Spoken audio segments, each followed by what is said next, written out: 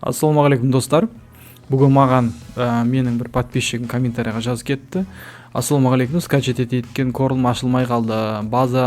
Ваша база шрифтов подтвержденный, не істеуге болады деп жазыпты. Мысалы, шрифты не найдены, возможно, это приложение неправильно установлено деп шығады. Осындай кезде біз не істейміз? Біз мына системныйдың ішіне кіреміз, яғни әрбір компьютердің ішінде, этот компьютер болса, болмаса мой компьютер болса, Windows C деген ішіне кіреміз.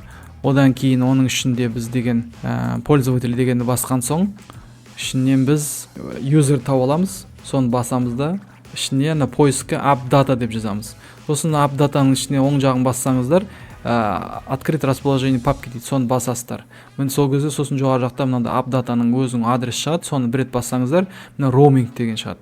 Roamingті басасыз, одан кейін roaming ішінде Coral деген папканы тауып аласыздар да, ішінде мына databases дейді. Соны басқан соң, ішінде бізде әрбір Coralдың версиялары болады.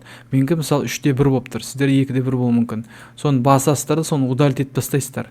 Сол кезде сіздерде барлық Coral'ыңыз жұмыс істейтін болады.